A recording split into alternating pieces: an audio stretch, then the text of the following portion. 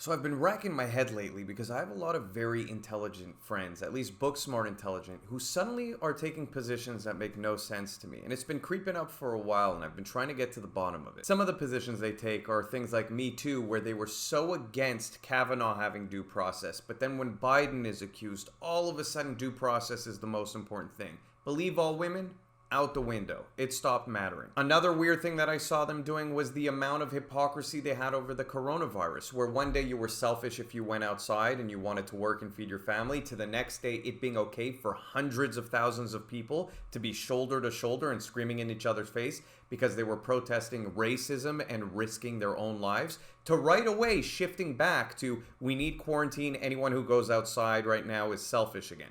Just completely jumping positions based on whatever they're told. Another one is how extreme they've become on their positions on abortion. All of a sudden, late-term abortion is completely a woman's choice. It has nothing to do with the fetus. There's no baby there. There's no life involved. It's 100% the woman's body, the woman's choice. Even if it is a body, it's inside her body and it's a parasite. Just such extreme narratives, to the point where Planned Parenthood selling body parts of little fetuses, little babies that they've aborted, is completely fine to these people, and they're defending it. Another one that I'm seeing a lot from these people is justifying looting and actual physical violence against people. Physical violence, and a lot of the time they're justifying physical violence that's happening to people based on the color of that person's skin, a white person, and they're refusing to say that it's a hate crime because it's a white person. And another big one that for me involves a whole kind of weird mental gymnastics is how they're justifying a male rapist going to a female prison and raping 22 more women because he identifies as a female.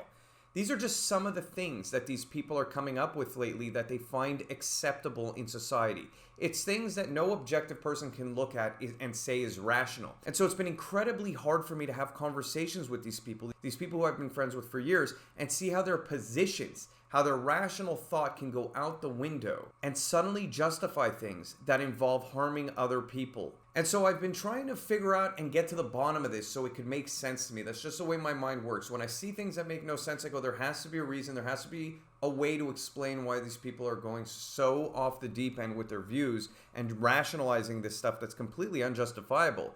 And so I analyzed two very interesting experiments, and I'm going to jump into them right now, and they actually explain a lot of what's going on in society. Before I jump in, if you like this channel, please like and subscribe and hit the little bell to be notified when more videos come out. It really helps the channel a lot. So the first experiment is the Milgram obedience experiment, and it started 3 months after the trial of Adolf Eichmann started, in regards to his actions in Nazi Germany. And the point of the study was to find out how could all these Germans, these civilians in Germany, become so extreme over the span of a few years to justify killing Jews. And the whole point of the study was to see how obedient people could become to authority.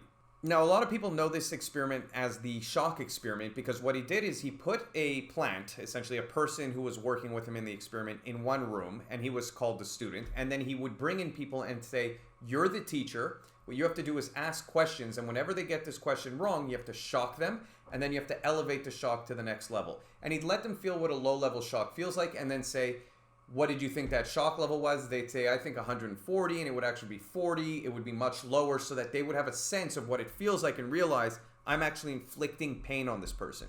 Every time they get a question wrong, it's getting worse and worse and worse, to the point where the student, the person who's a plant in the other room who's in on it, is faking that they've gone unconscious from pain. They're talking about how they have a heart problem. And any reasonable person would actually look at this by the end of the experiment and think, I could have killed this person. They may be dead. They're no longer responding. I'm still shocking them every time they get a question wrong. And if they don't answer after a certain amount of time, you still shock them. And so what happened was he thought that it would be very hard to find people, and most psychologists at the time believed it would be very hard to find people who would shock after a few wrong questions. After they heard the guy screaming, after they heard the guy say, I have a heart problem, please stop, that any rational person would just say, hey, I'm not doing this anymore, I'm hurting this person. Now, the experiment had an authoritative figure saying, we will accept responsibility for whatever damage is done to the guy, don't worry about it, you're here for the experiment, you do their job. So they kept telling the teacher, the person who's coming in, you have to shock this person. I'm in a position of authority. I'm running the experiment. You're part of the experiment. It doesn't matter if he's unconscious. It doesn't matter if he's non-responsive. Keep doing the experiment. And what they found is that almost every single person listened to authority and shocked the person, even to the point where it sounded like they were killing the person. A total of 65% of people administered the full final shock of 450 volts. 100% of people who participated shocked up to 300 volts, which is shocking. 100%. What's interesting is that he reported that people were shaking, trembling, uncomfortable, sweating while they were doing it, that they knew deep down it was wrong, but that authority was telling them to do it, so they did it. When Dr. Milgram spoke about this, he discussed how any population can be susceptible to authoritative figures leading the way for the general population to follow. And who is our authority nowadays? Well, it used to be that our government was perceived as a primary authority figure, but today it's not so much that. Today it's things like social media, influencers. Today it's things like the media in general that are defining what's authoritative. Today it's social movements like BLM, like social justice warriors who appear to be authoritative figures to the point where politicians are even scared of them, scared to critique them. So that is our authority.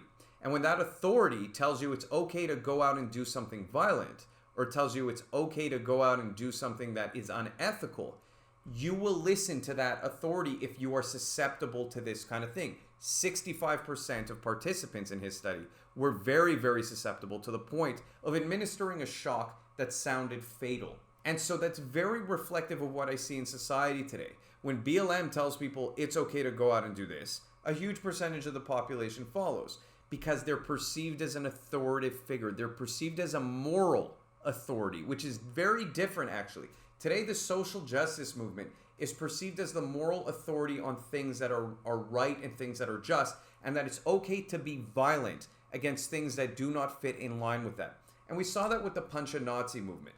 When this Punch a Nazi movement thing came out, it started off that they were actually targeting KKK members and saying, if you're a KKK member, I'm going to punch you. Number one, I disagree with that movement in general, because even if you're a KKK member, as much as I may disagree with your ideology, as much as I may find you vile, you still have freedom of speech in this country as long as you're not inciting violence or physically going out and hurting people.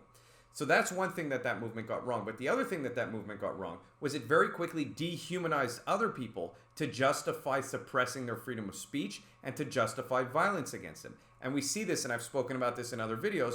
Ben Shapiro is a perfect example. Candace Owens is a perfect example, where these people will go after and damage and ruin anyone who disagrees with them because they label them a Nazi. Even if these people who they label a Nazi are victims of that very mentality, victims of the alt-right. Someone like Ben Shapiro, who is a Jew, who is the #1 target of the alt-right. This next experiment actually dates back even earlier to the 50s, called the Asch conformity experiment by Dr. Asch. And what he found was he would put these straws of varying degrees, of varying levels. And what he would do is he'd say, here's one straw on the left side, and here's 3 straws on the right side. And there'd be 5 participants. 4 of them are in on the experiment. 1 of them is not. These straws, these 3 straws, have different heights. One straw on the left matches one of the 3 straws on the right. But it's obvious. In other words, there'd be a straw this long, there'd be a straw this long, and a straw this long. And the middle one would match the one on the left over here. And he'd say, well, which one is it? Does it match this one, or this one? And people would choose the wrong straw if all the other 4 participants answered, let's say it was the big straw. Even if they could see that it was the small straw, they'd still conform with the majority opinion and choose the big straw. The experiment you'll be taking part in today involves the perception of lengths of lines. As you can see here, I have a number of cards, and on each card there are several lines.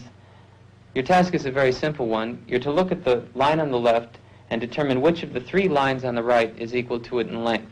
All right, we'll proceed in this order. You'll give your answer. Only one of the people in the group is a real subject, the 5th person with the white T-shirt. The others are confederates of the experimenter and have been told to give wrong answers on some of the trials. The experiment begins uneventfully as subjects give their judgments. 2.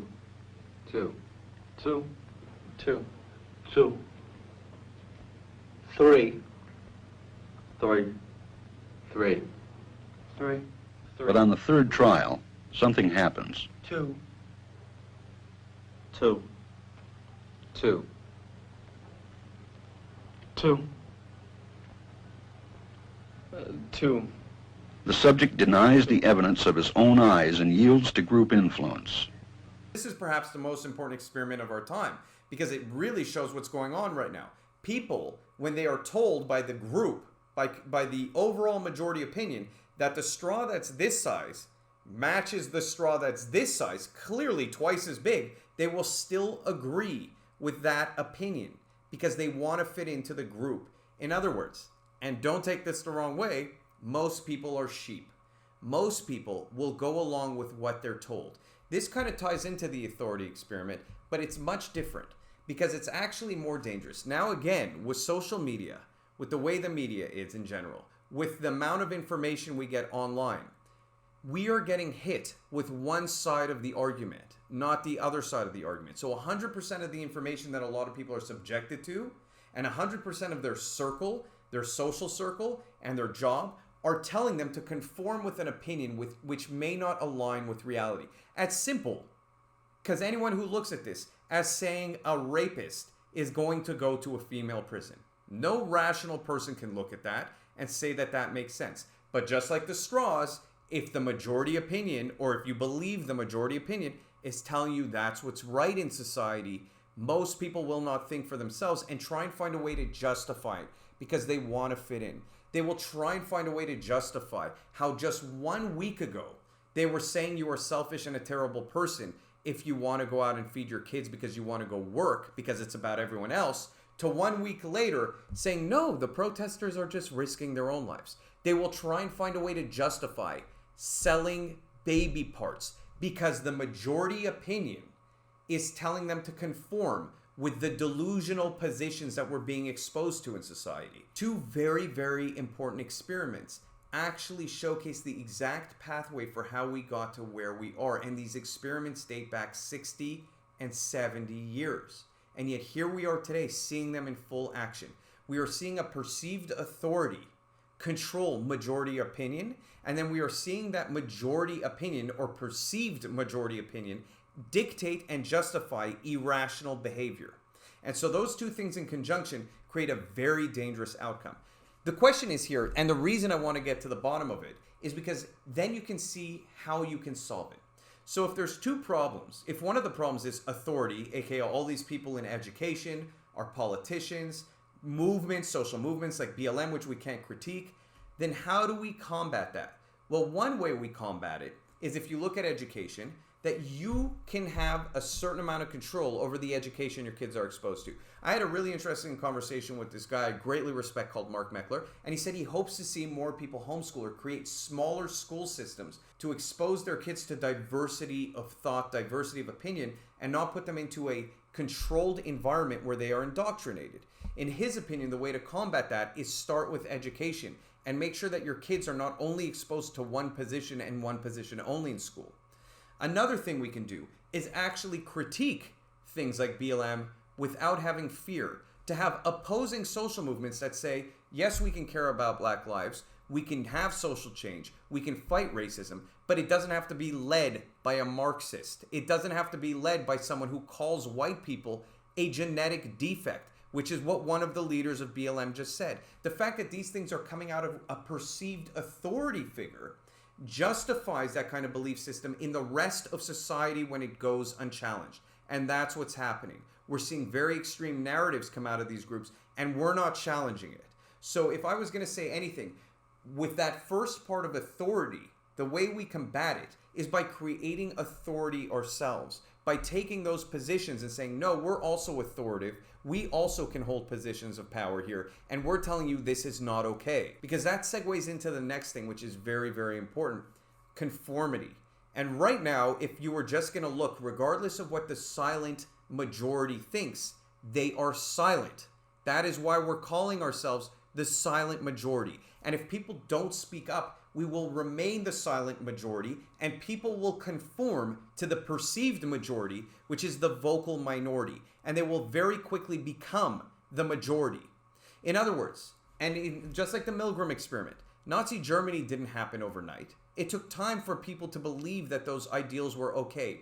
And I know this is an extreme example. I hate comparisons to Nazi Germany. But we've gotten to the point where most people I talk to nowadays who identify as progressives are telling me that late-term abortion, there should be no term limits. And they were telling me that if Planned Parenthood was selling baby parts, that's okay. And they're telling me that people going out and violently looting in minority neighborhoods, which makes no sense, is justified because people are angry and they're trying to rationalize it.